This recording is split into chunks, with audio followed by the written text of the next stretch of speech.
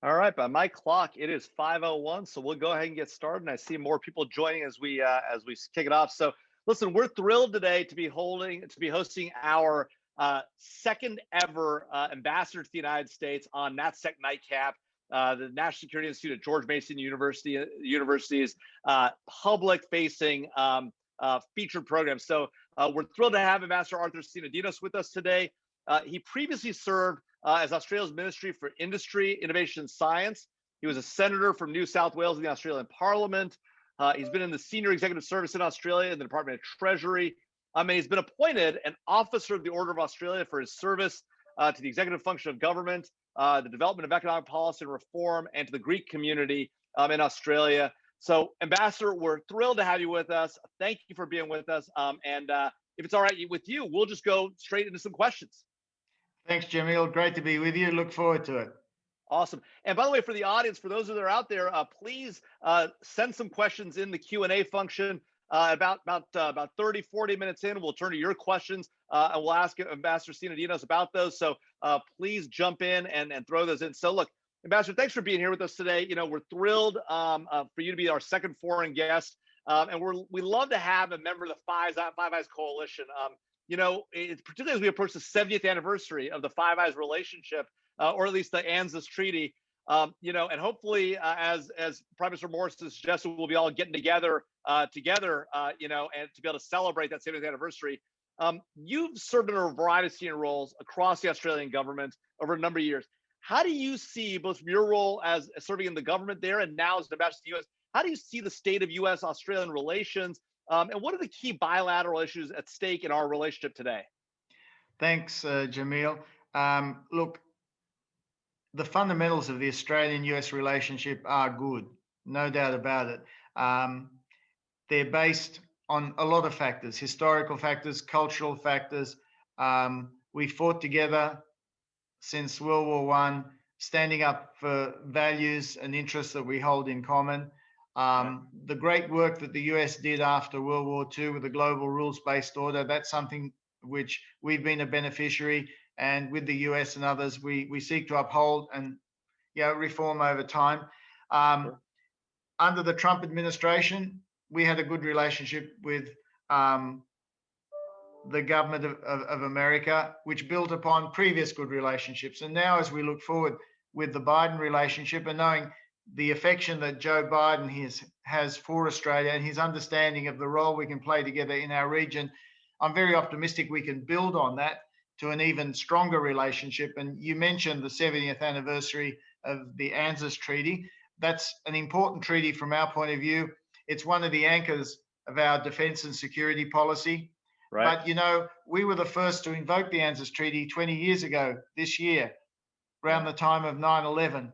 Yes. And that was a gesture of solidarity on our part to consult with our treaty partner about the events of the time. And as we've worked together around the world, promoting a rules-based order, I can see, particularly with the focus of the Biden administration on working with allies and partners, a lot of good things we can do in the period ahead. It's a bit like the old band is back together again. No, it's great. And the relationship between the US and Australia, including after 9/11, has been so critical to really moving the US's agenda forward across the globe, and really, as you say, defending that rules-based international order. We're obviously all struggling with the COVID-19 pandemic around the globe. And you mentioned this idea with the new Biden administration coming in, the old band getting back together. Do you see any major changes in the relationship with the new administration coming in? I know that obviously the Biden administration has rejoined the Paris Climate Agreement. That's obviously a big issue for Australia. Talk to us about what you see going forward besides that sort of reinvigoration of the partners and allies notion under the new administration. Well, the reinvigoration of allies and partners is very important. It's very important because of the challenges we face, particularly in the Indo-Pacific. It's a region which is increasingly dominated by China. And that's, we want China to be strong and prosperous. It's in the world's interest that be the case. But this is about how we as a global order accommodate the rise of China in a way which is consistent with having level playing field for countries great and small. And we Right. look to the United States through the multilateral engagement you mentioned, by coming back into the Paris Agreement, the World Health Organization, helping to reform the World Trade Organization, going into other architecture in our region, like the Quad and others that we can talk about. We see that engagement as important in providing an anchor for stability, for security, and for openness in our own region. And that has important ramifications for the rest of the world. Yeah, you mentioned the situation and the strategic situation in the Indo-Pacific, particularly when it comes to China and its role. And in a lot of ways, Australia has led the globe, and particularly working with the United States on the issues of Chinese telecommunications companies, Huawei and ZTE, at a time when our other allies, particularly some of our key allies, including the Five Eyes relationship, weren't necessarily with us on this issue. Australia led the way. Help us understand why Australia has been so forward-leaning on this issue. I mean, what that means for the larger situation and the strategic situation with China and the Indo-Pacific region. I think the reason we've been forward-leaning on some of these issues is because we were confronted by facts, stubborn facts that we had to deal with. When we were thinking about 5G, we took advice about the role that various carriers could play. And our principle was that we didn't want to engage carriers who potentially could be conduits for information going back to another country, right, or the government of another country. When it came to foreign interference in our politics, again, it was a red line. We put up legislation to counter foreign interference, whether it's in the media, in our universities, or in our political processes, in our elections, or whatever. And that legislation was not country specific, right, but it has had the effect of being seen as something to counter potential Chinese influence in Australia. We have a large Chinese Australian diaspora, and we're very proud of them because they've done very well. Right. And they've been under pressure because of various things that have happened, and we've had to protect them in that regard. And that inevitably has led to tensions in our relationship with China. The point I would make is that I strongly believe that a lot of this is because China has hardened up and taken a more authoritarian turn in recent years. Yeah. Now, internal government, that's their business. But the fact is, it's had an impact on our relationship. We want to have a dialogue with China again, restore some of the relations which have been frayed in recent times, but we can't do that by abrogating our responsibilities to our national interest or our sovereignty. Yeah. Every country has to have that. Yeah, China's been getting more aggressive. We've seen them, the overflights of Taiwan have raised concerns. Their border skirmish with India. We've seen a number of these activities. What do you make of these activities? Are they? Is this simply just a change in posture? Is it something that's been happening for a while? We're now just paying attention to it. If it is a change in posture, how should we, as an alliance, think about that? Particularly the Quad, right? This critical combination of Indo-Pacific nations who have joined together to really understand and collaborate on some of these economic and political and national security issues. I was one of those people who a few years ago thought that China would grow to be a version of Taiwan or Singapore on steroids. Yeah. But it's become more assertive in a way that people like me did not expect. So that's something we have to deal with. Now, China has the right to pursue its national interest, but there have been issues, and Hong Kong is an example, where there were international agreements around the status of Hong Kong, which are being abrogated.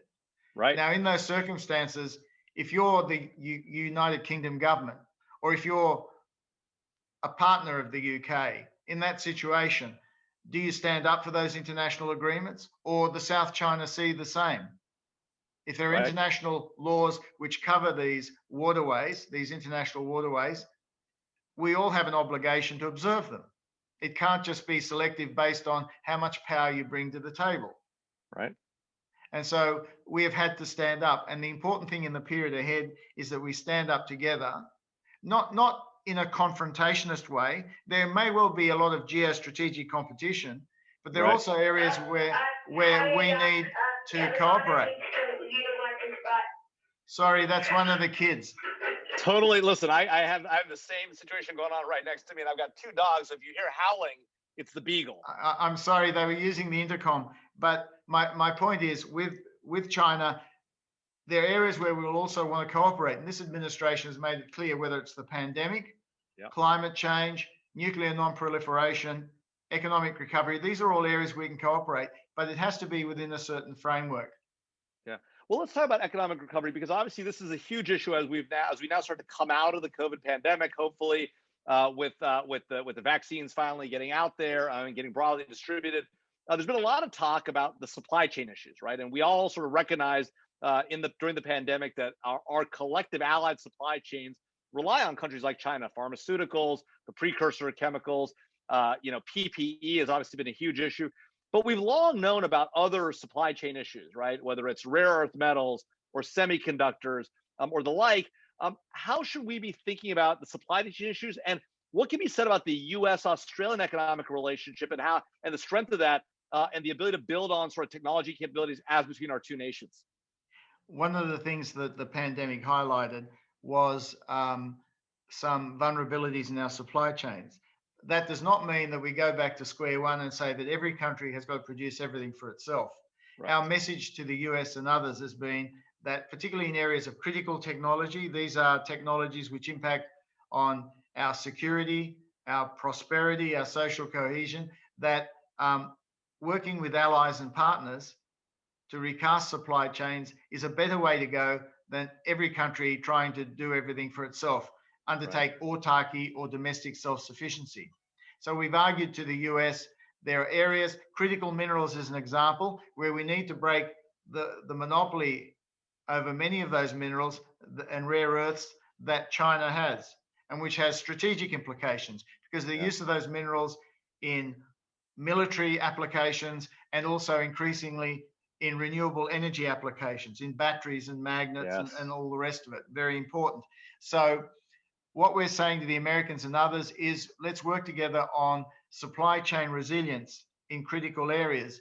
In the Indo-Pacific region, we've launched an initiative with Japan and India around supply chain resilience. And back home, the government is doing a stock take of our supply chain resilience. And we're going to talk to the United States and others about all that. We have a frontier technology dialogue with the US that was commenced after the state visit by Prime Minister Morrison to the US in 2019.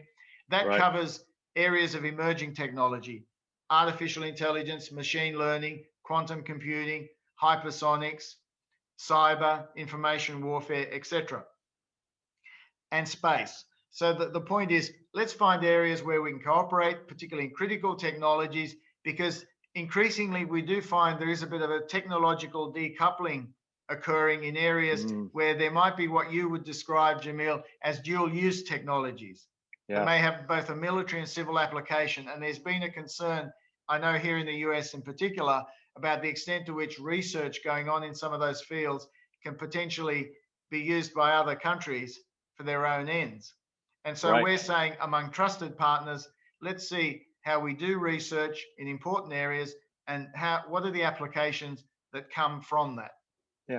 So Ambassador, do you think that we ought to be building then on the Five Eyes relationship, this network of five nations that have long worked together on intelligence issues and are deeply trusted, essentially functioning as one united front, collecting information and sharing it? Is that the right place to start this conversation about supply chains, critical minerals, and the like? Given that we know and can rely on one another and have these close sharing relationships, is that the place to start, or is there a different starting point when it comes to things like critical minerals and resilient supply chains? Well, with critical minerals, for example, we have quite a bilateral dialogue going on. The US Department of Defense just announced a contract with Linus, which is a rare earth processor in Australia, and which also has facilities in Malaysia, but we'll be doing it out of Australia, creating a supply chain between Australia and the US. There'll be a processing facility in Texas. So there's a bilateral element to this. In terms of the more minilateral, plurilateral, multilateral element of this, the Five Eyes had its origins around intelligence exchange and cooperation. And there's a bit of a debate sometimes, well, is it a good vehicle for extending out to other forms of cooperation? The short answer to that is it all depends on what sort of cooperation you're talking about. For example, during the last pandemic, our Treasurer, our Minister for Finance, initiated Five Eyes meetings with his colleagues to talk about economic issues and supply issues you raised before. Right. So we also have a law enforcement and justice Five Eyes sort of grouping. Mm-hmm. And they seem to work. In the area of law enforcement, I think it works because there are so many similarities in our legal systems between the 5 countries.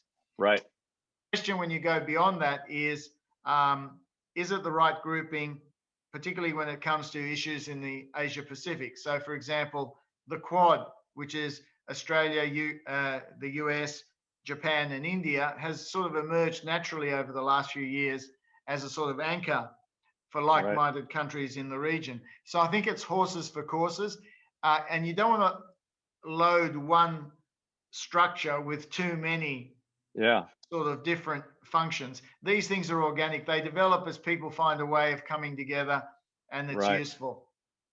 You know, I wonder about these structures. You know, the U.S. was a key part of the TPP, at least until we weren't. We pulled out, and this trade relationship has now developed into the regional economic cooperation partnership that involves China, right? And so TPP appeared to be a trade relationship that would be a bulwark against China. That's now been replaced with a partnership that doesn't include the U.S. but does include China. How should the U.S. and the new administration think about that?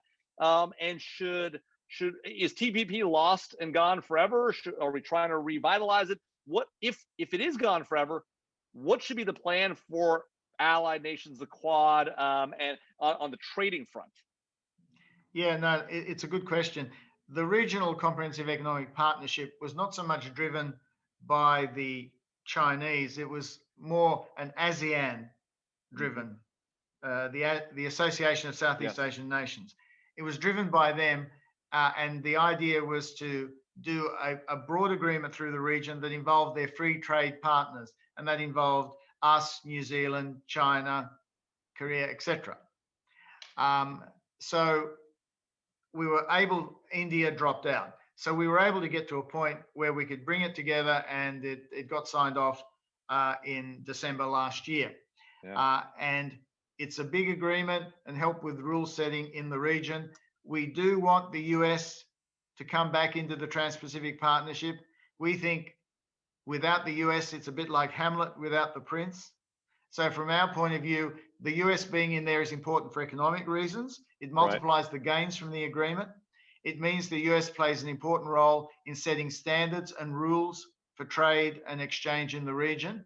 And strategically, it shows the commitment further of the US to the region on the economic side, and complements the sort of military and security commitments that the US has made to the region. So yes, we want the US back in there.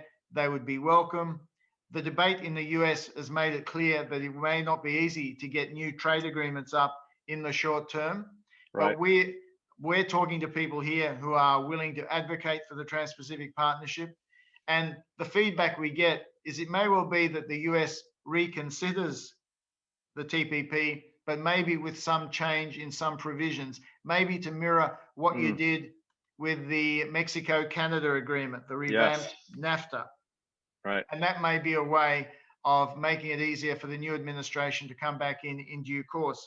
In the meantime, we're going to pursue with this administration a digital agreement. Okay. There's a lot of good work we can do to promote digital trade, not just between the US and Australia. We want to regionalize any such agreement. We've made some good agreements in the region. The one we have with Singapore is one that people in the US have told us they like it because it's a very good, clear, comprehensive agreement and covers things like financial services, for example. The point of those agreements is that to make it easier to do business, particularly for small businesses, to do business across borders, and particularly in a more digitized world. Right. Well, how should we think about that? You know, there's long-standing deep economic ties between our nations. Oftentimes a topic not discussed, you know, in the popular media about the deep economic relationship between the U.S. and Australia. What impact does this growing and evolving and changing relationship have, particularly on digital trade and the like, have to the Indo-Pacific region writ large, and particularly how we see China, right? Do we see this burgeoning digital relationship amongst countries like Singapore, the U.S., Australia, other nations? Is that a potential bulwark against Chinese economic bullying, or do we think it has a different role to play in our bilateral and our multilateral relationship in the region? I think those sorts of agreements, comprehensive, high standard agreements, set important rules and standards for the region, and that encourages other countries to be involved, and it sets benchmarks for China as well in that regard. And that's important because I think China will respect the weight of countries and GDP that go into these agreements, and that may change the calculus of cost and benefit for them about being involved in these international rules and standards rather than seeking to dictate rules and standards. Yeah. One of the challenges with China that we've faced, and this has been writ large globally, has been this issue of intellectual property protection, right? And it's one of these norms that we simply haven't been able to effectively address. We've tried different ways. The Obama administration had an active effort with the Chinese to threaten sanctions and then ease them off when the sort of the digital hacking piece of this IP theft slowed down, but didn't end, to be clear. How through what international mechanisms or structures do we think are we going to be able to sort of tame the Chinese voracious appetite for intellectual property that we've seen historically? Is this a solvable problem, or will this just be a problem that continues to challenge our relationship because they fundamentally look at the issue in a different way than our group of Western nations do? Look, there have been some commentators who've been concerned about what they call the splinter net, the idea that we get dueling technology systems, internet systems, and all the rest of it, for the reasons you mentioned earlier. I think all I can say to that is that if we want to set international standards and encourage other countries to observe them, we've got to maximize the number of countries involved in the process. And having the US providing leadership in that, including, for example, candidacies to lead international bodies which are particularly relevant to standards in particular fields, and coordinating our candidacies and all of that, that's all very important. So going forward, it's about creating an environment in which people are convinced that there's a benefit to being part of an international standard that's been set and is broadly accepted, and that makes it easier for countries to do commerce and all the rest of it. I think you'll find in areas of critical technology, military-related technologies, there will be a bit of a dual technology paradigm taking root. But that's the challenge we face given some of the issues at the moment. Yeah, I mean, it seems to me that dual path that you're talking about is something that's almost inevitable when it comes to these critical technologies and these dual use technologies, just given the supply chain issues we discussed earlier. On that front, one of our I see there's a lot of questions in the chat and the Q&A, so I might as well go to a few of them that fit in here. So Christopher Woody asks about Australia's recent plans to increase its defense spending over the coming decade, right? Yeah. How should we expect the ADF's presence and activity in the Indo-Pacific region to change going forward? Do we expect to see a more forward-leaning posture for the ADF in the region? Well, the Defence Strategic Update last year was essentially a recognition that circumstances in the region had changed more quickly than we'd anticipated. Things were going in the direction we expected, but it's happened more quickly than we thought. So it was important to review our strategic defence outlook and work out what to do. The first decision was to increase the resources available and make sure we can devote at least 2% of GDP to defence on an annual basis. So we've come up with a decadal plan to spend something like 570 billion over the next decade on defence, including 200 plus billion on capability. We've upped the amount we want to get on the capability side. We're upping the amount we spend on high technology weapons, precision guided missiles and the rest. Yep. And there have been some announcements lately in that regard. And so what that has done is, I think, shown our credibility that, you know, we're not an ally that just wants to glide through on the coattails of someone else or the slipstream of someone else. As my Prime Minister likes to say, you know, we're not relying on the US to do it for us. You know, this is what we're doing will actually complement what the US is doing in the region. We're also made the point that our focus will be principally on the Indo-Pacific rather than having troops further afield. And also what it means is we can provide more support for the US in the region going by this route. And I think you'll find in the years ahead, as a result of a force posture working group we put together with the US last year at the OSMIN, the annual OSMIN meetings, our foreign and defense ministers met with the US's. As a result of that, we're going to look increasingly, how do we complement your force posture in the region and work together? So there's greater complementarity, interoperability, greater agility. In terms of the Australian landmass, how does that play into US calculations about what it does in the region? Right. So there's plenty to do. No, I think that makes a lot of sense. And one of our guests wanted to extend this sort of question about defense spending and defense cooperation to the cyber realm, right? How does Australia see cooperation with the U.S. when it comes to cyber issues? And in particular, we have a question from Shannon Vavra at CyberScoop, who asks about ASD's cooperation. It's Australian Signals Intelligence Directorate with U.S. Cyber Command. In the past, they've collaborated to target ISIS propaganda and the like. And the question is, given that ASD has recently seen hackers taking advantage of the pandemic, do you see room for collaboration like we did on ISIS with the U.S. To combat hackers that are targeting, for example, hospital networks and other critical infrastructure? Yeah, ASD cooperates very closely with Cyber Command, with the NSA here. Yeah, there's a lot of personnel interchange involved, as well as the exchange of information. And there's quite, I think, a strong commonality of outlook about the challenges. And since about 2016, Australia has been upgrading its cyber security strategy. The point we've made to Australian companies, for example, is that thinking about cyber security is not a luxury. It's got to be core business, given the pervasiveness of the digital world and given the challenges that we now face. And you mentioned before, yeah, there's ransomware, there's malware, all of that that's going on, bringing down critical infrastructure, hospital systems, electricity grids, and private companies.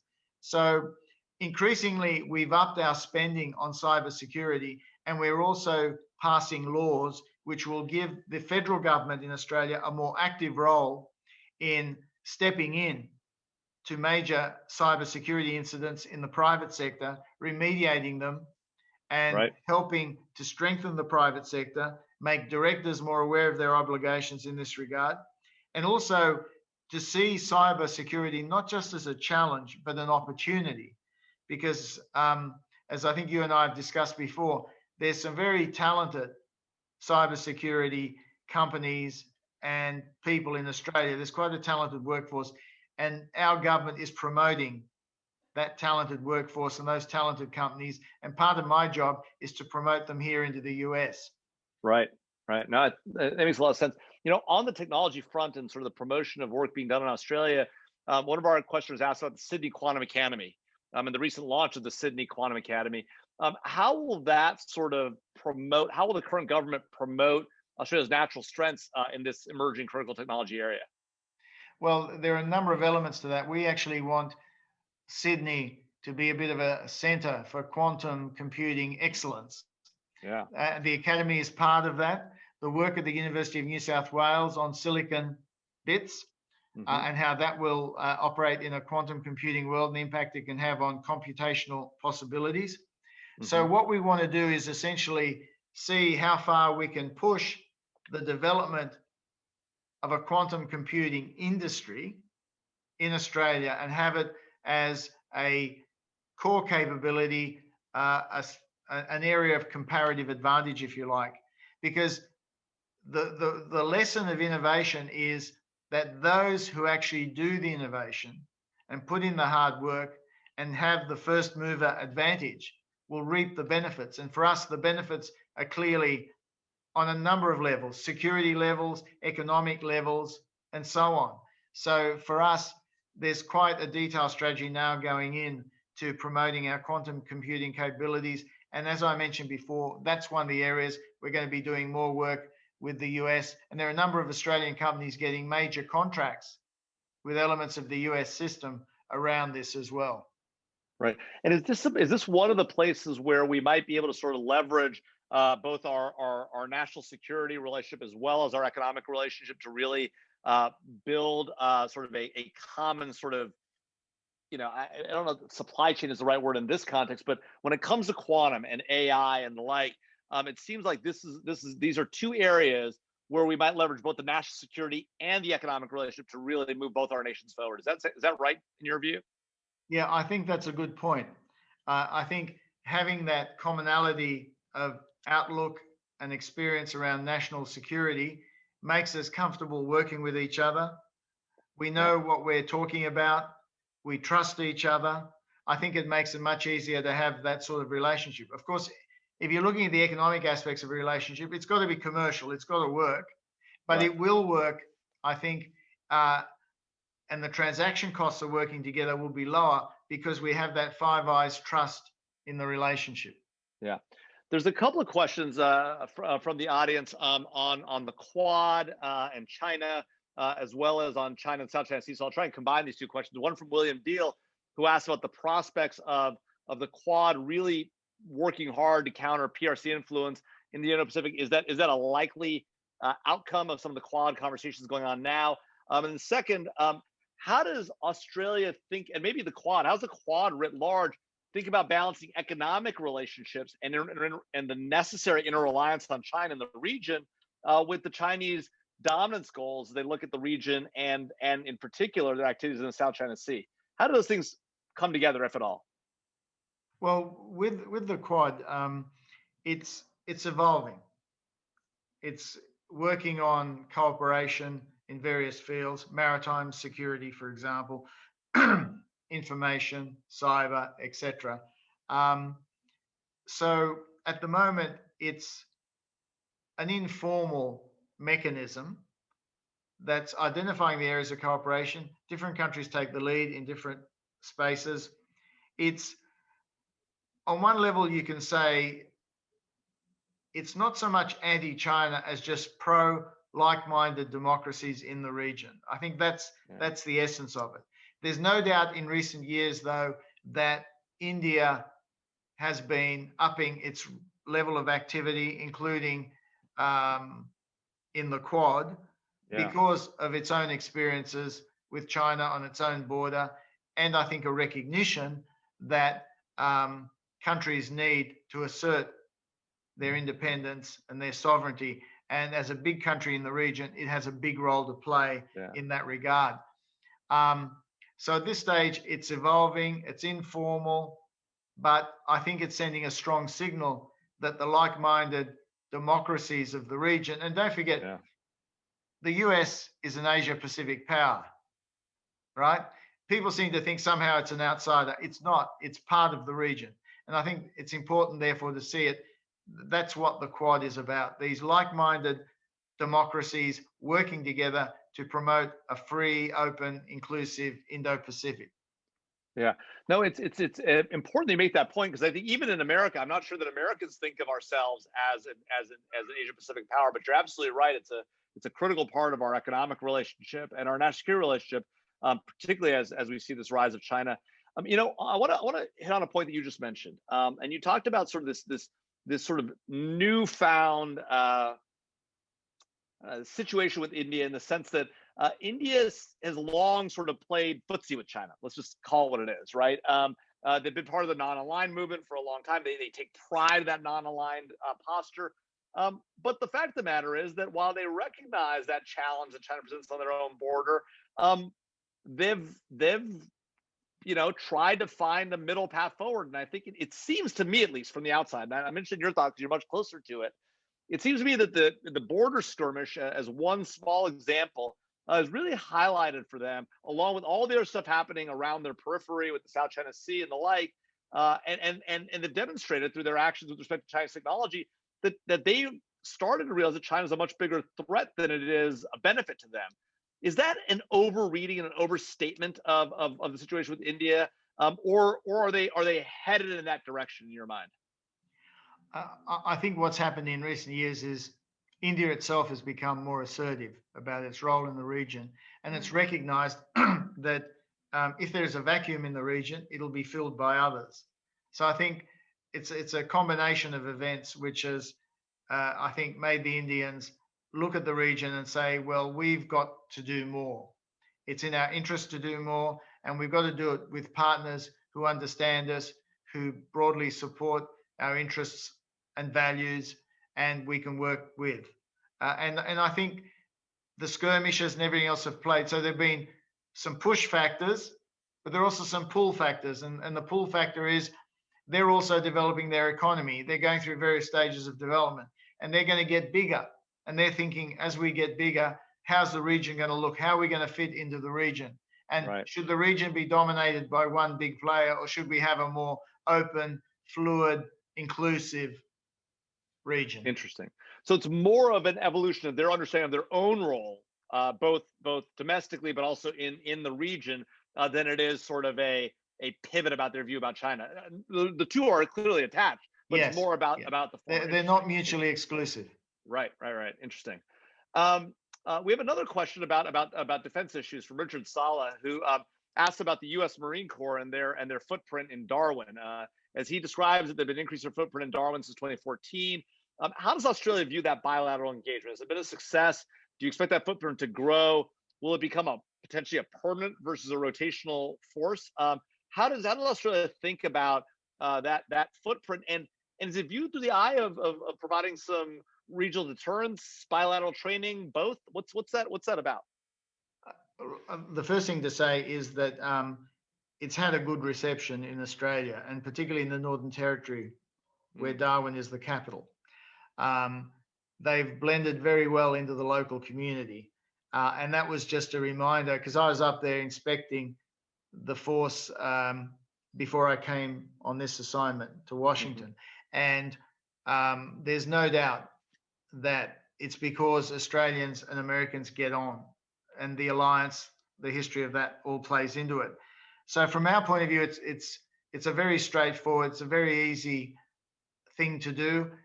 Some logistical challenges, which we've overcome, and we're helping to build infrastructure to facilitate the force potentially getting bigger as time goes on. Not sure about permanency. At this stage, it would be viewed more as a rotating force, which gives people experience in the region by bringing them through. And there's a message to the region about US commitment to the region. Yeah. We know about their commitment to Australia. That's all fine. We're committed to each other. We work together. We're complementary. But it's about the statement it also makes to the region. Yeah, no, I think that's important. One of the things that's come up, and one of our visiting fellows, Harold Moss, raises the question, about this rise of extremism. We obviously saw the Christchurch incident in New Zealand, and the associated threats that extremism brings. We've seen that happen here in the United States with the recent events at the Capitol, and prior to that. How concerned are you and the Australian government about this rise of extremism, whether here or in Australia and in the region? And is there anything the Five Eyes coalition can do to counter this rising trend of extremism of various flavors? Yeah, I mean, I think this rising tide of extremism in recent times has been more focused on extreme right-wing terrorism coming to the fore. Whereas, as you know, a few years ago, the focus was all on Islamic related terrorism. Right. But I think what's happened is as evidence has come forward of what's happening on the right, law enforcement agencies and others have been upgrading what they do in that regard. And that's happened in Australia. It's happened in the US. Part of the political challenge when you see the rise of extremism is to ask yourself, why does this happen? Are there social or economic drivers, cultural drivers? Often for people who feel economically marginalized or dispossessed, who are feeling their circumstances beyond their control, looking for answers, certainty, surety, someone to blame for what's happened. You can see what can happen. So often I ask myself, because we've seen this in various forms over the years, as you know, or over the decades, is okay, what's driving this, and can we address that? In Australia, for example, we've had programs to try and address social cohesion issues, particularly, for example, with immigrant communities who might otherwise feel marginalized, treated as outsiders, and therefore tend to look for their identity in gangs or in other groups. The most difficult aspect of all of this is people being radicalized online, lone wolf actors, very hard to control. But in Australia, in the US and elsewhere, we do a lot of work on all of this and are on the whole, I think, pretty effective at knowing who's doing what. But it's a challenge. And the 6th of January was a great illustration of how these problems can spill over into the mainstream. Right. And in a lot of ways, a wake-up call, and makes us all often think about, look, when there are these national security threats, when they arise domestically, how do we think about the use of national security capabilities to address these domestic threats? There are those in the US who have been calling for a domestic terrorism law, right? Of course, the challenge with that is you have to think about the impact, the spillover impacts of that, right? And the prior experience that we've had, at least in this nation, of using those laws to suppress domestic dissent. And so, there's this tough challenge that I think Australia faces also with thinking about the rise of these trends, how to counter them, but how not to over exaggerate the role and not go too far and allow this to suppress domestic dissent. So it's a challenge we're facing, and I'm sure you all are facing also. Did you have a thought on that, sir? I was just going to say, this will always be a challenge for democracies, for open societies, where you find that balance. We've had quite strong anti-terror legislation since about 9/11. And there's been criticism at times about how stringent it is. Some people think it should be more stringent, others think it's too stringent. But the reality is that when there's a terrorist incident, people don't say, the laws were too hard. That's right. They often think, well, why wasn't more action taken to prevent this from happening? So it's this hierarchy of needs that comes into play in these circumstances. No, absolutely. We have two questions. Interesting. Normally we're talking about international relations and our relations to our nations, but we have two questions about Australian domestic issues. Feel free to, if we don't want to talk about it, or if it doesn't make sense. But one question from Michael Nelson at the Carnegie Endowment for Peace, who asks about this question of data and data laws in Australia. He talks about the idea that information is the new oil, and that sort of data is in some ways a potential currency.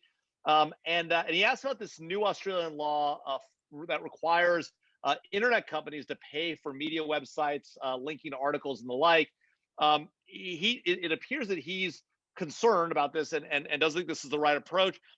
What can you say to us about the genesis of this law and sort of why this makes sense in the view of the Australian government and public? Yeah, well, these laws, or the code that we're talking about, had its origins in inquiries by the competition regulator into big tech and the impact that was having on the advertising market. And of course, the mainstream newspapers and other news media don't have the same access to advertising revenue and all the rest of it that they had once. And there was a view that now, because of the role of the internet search engines and all the rest of it, people getting their stuff online, this was really starting to cut the media's lunch, the news media's lunch. And that the challenge was that if the news media came under pressure to keep cutting costs and all the rest of it, what impact did that have on quality journalism? And was there a gain sharing model where, some of the benefits of having that journalism could in fact be paid for by seeking what was perceived as a fairer share of returns from the big tech search engines? Now, you'd have all sorts of debates over what should or should not be the case. The government came to a view after seeking to have a voluntary code that it'll have to have a mandatory code around this. Interesting. But there is a Senate process going on in Australia, a Senate investigation, and the Google, Facebook, and others, the USTR have all made submissions, and we'll have to see how it evolves. What Google and Facebook are saying is they don't want to do things which are inconsistent with the spirit of the internet or the operation of the internet as they see it. And also they're saying that they're prepared to do commercial deals with news media and don't need a code which may change the incentives of news media companies to bargain with them, because they'll think, oh, we've got the code, that will give a better deal than doing a deal directly with the companies. Well, I mean, that doesn't seem like a crazy theory, right? That the markets can sort of sort this out if it makes sense. But it sounds like, at least in the first instance, there wasn't a market mechanism, and that at least the consideration of a code has at least prompted these conversations. One of our other guests asked about money laundering and Australian financial institutions, and the detection in some recent high-profile instances of inadvertent laundering of money on behalf of organized crime.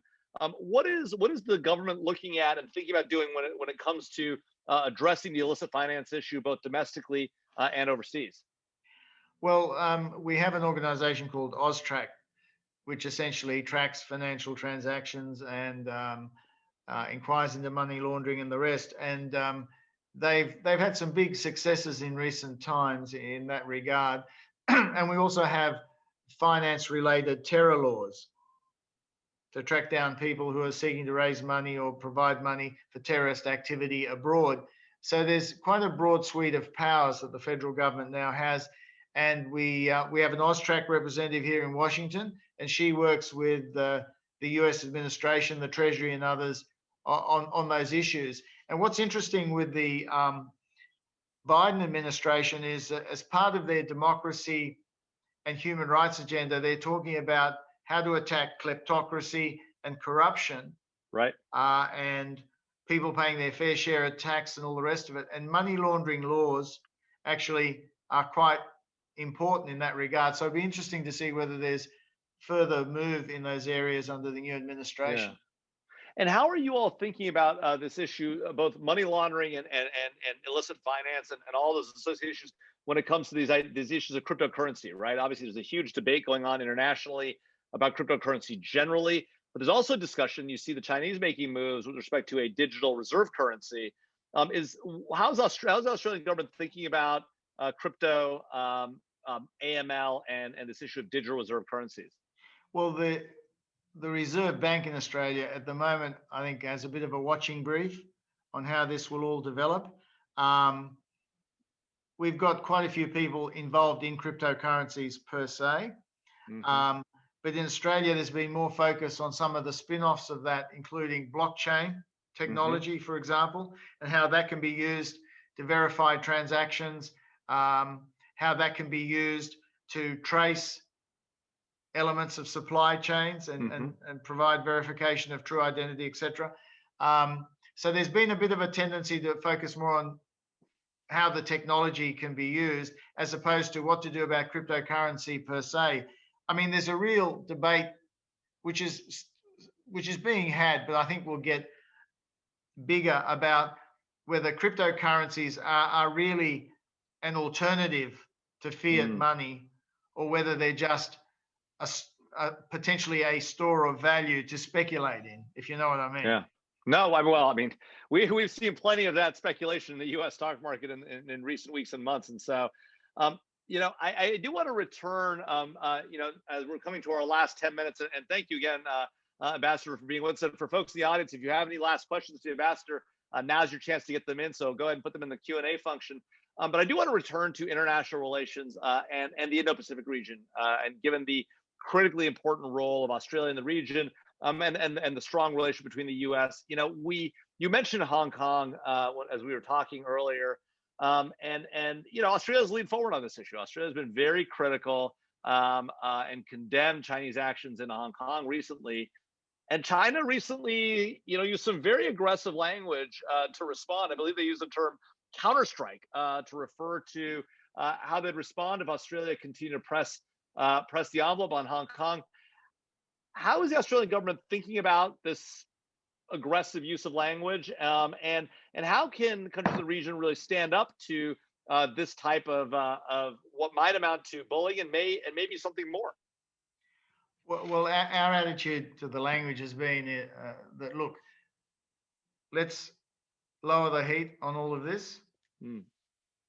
Let's have a dialogue. Don't put conditions on the on anything. We're not entering into any dialogue subject to conditions being dictated by anybody. But let's talk about the issues at stake and find a way through. But we can't be seen to compromise on areas of national sovereignty or national interest. That is a red line. So we could be in this situation for a while yet. That is the reality. That's why we're looking to our allies and partners for us to work together to send a message of solidarity, which convinces the Chinese that countries can't be picked off in this way. But the important thing now is to have that dialogue. And what's good about the Biden administration in this area is that they're talking both about being competitive, where they need to be competitive with China, but also finding areas to cooperate. Yeah. Speaking of sort of trying to pick off countries, we had a situation where the Five Eyes nations got together to respond on Hong Kong to Chinese behavior, and New Zealand declined to join. And we just had Ambassador Rosemary Banks on recently, and unfortunately, I didn't get a chance to ask her this question. Should we be concerned about the decision by New Zealand to not join that Five Eyes communique on Hong Kong? I mean, there'll be circumstances where individual countries make a judgment about whether they participate in a particular statement at a particular time.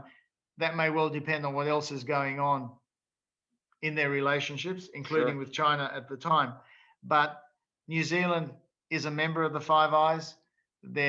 From my observations in Washington, dealing with New Zealand here in Washington, they're keen to participate and contribute. Clearly, between the US and New Zealand, going back a number of decades, there have been issues in relation to Ansys. But, our attitude, we're very close to New Zealand. They're just across the ditch, as we say, back home. We're very close with them. We're very close with the US.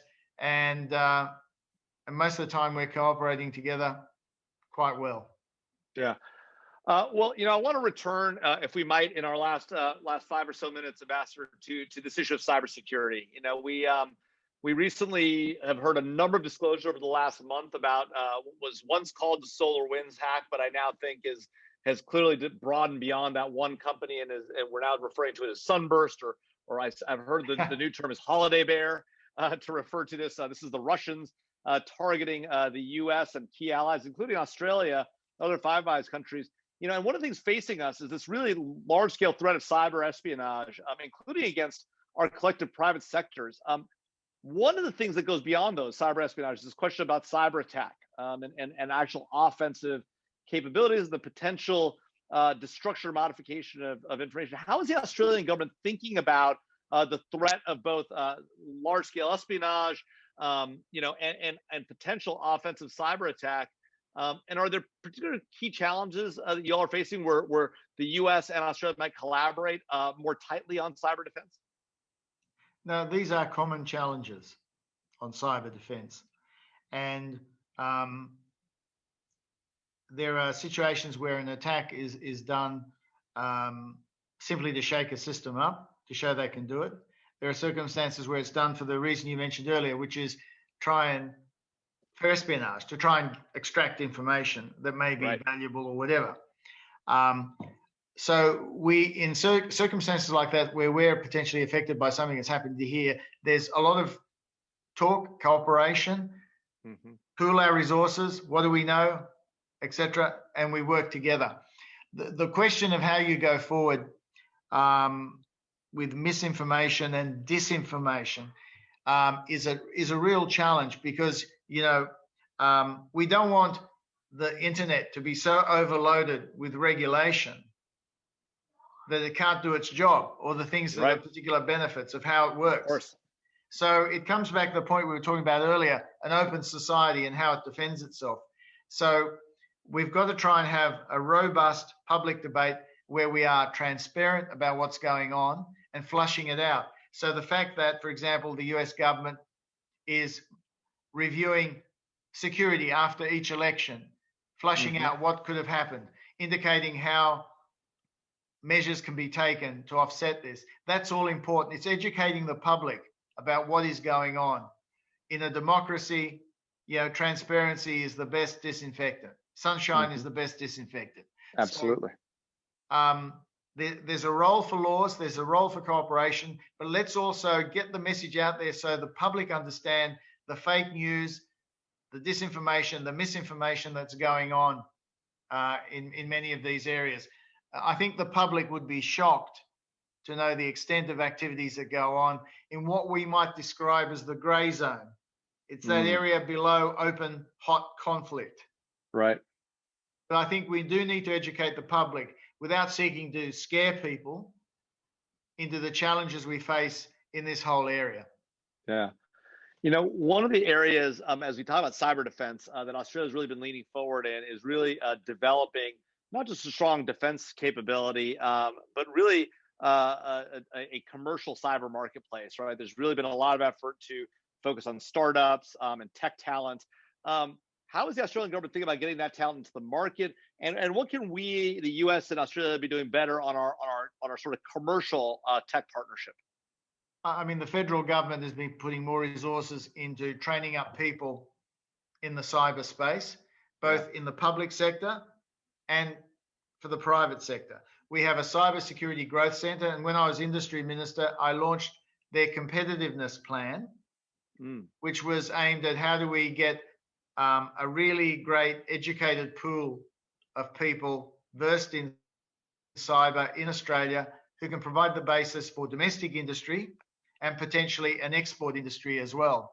And one of the things I see happening between the US and Australia is as good Australian cyber firms come along, what we're doing is we're pushing them into the US market, because there are so many similarities, but it's a much bigger market, very tough market, competitive, but a really good market to do business in. And as they say in the classics, if you can make it here, you can make it anywhere.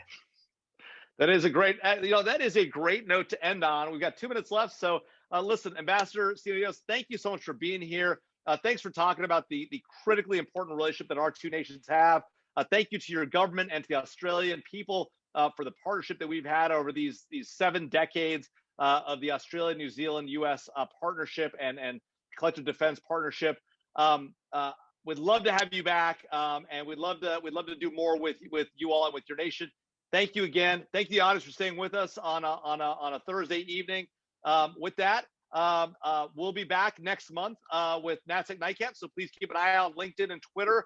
Follow us at Mason NatSec, and keep an eye on our various podcasts, NatSec Fault Lines, our effort with the amazing women of the intelligence community, Iron Butterfly, and NSI Live. Ambassador, thanks again. Really appreciate it. Have a great night, everybody. Thanks, mate. It's been great.